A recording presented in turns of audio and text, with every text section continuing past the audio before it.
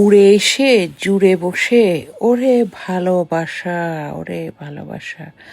আমার মতো বোকা মহিলা পৃথিবীতে মনে হয় আর একটাও নাই।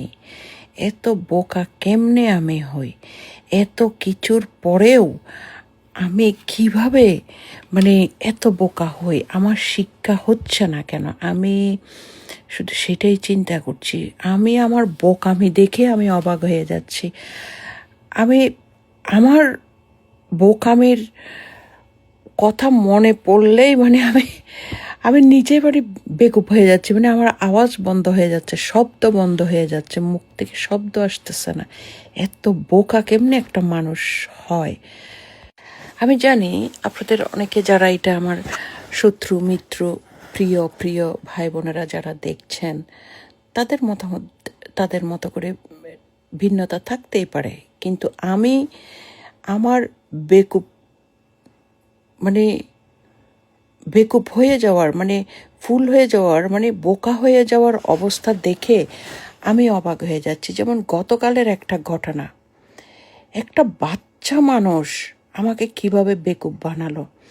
আর সে বাচ্চার বাপে মানে এত সুন্দর করে প্ল্যান করে রেখেছে, মানে এটা করবা, এটা হলে এটা হবে, এটা নিলে এটা দিবে, এটা হলে এটা করবা, এটা হলে এটা হবে, এটা হবে, তারপর তারে মেরে ফেলা যাবে। ও মাই গড! ঘটনা ঘটে যাওয়ার পরে আমার বুদ্ধি আসে। ওই যে আমাদের দেশে একটা কথা বলে না, চোর চলে যাওয়ার পরে মানে চোর গেলে বুদ্ধি বাড়ে। এই অবস্থাটা আমার হয়েছে। তার বাপে যে তারে এরকম করে শিখাই দিবে আমার বিরুদ্ধে এটা করার জন্য, ও মাই গড! আমি কখনো কল্পনা করিনি। আমাকে তো আজকে 2-3 মাস ধরে মেরে ফেলার চেষ্টাই করছে, তারপরেও এটা আমার মাথায় আসেনি। এতটা বোকা কেমনে আমি হই, আমি নিজেই অবাক হয়ে যাচ্ছি।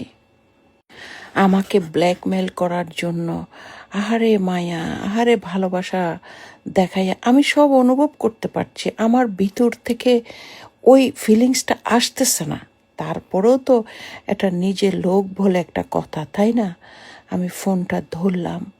ও মাই গড, কি অবস্থা! তারপর যাই হোক, আমাকে তো বলল, আমি তো যেটা ঠিক আছে, যেটা সিস্টেম ফলো করে সব কিছু করলাম।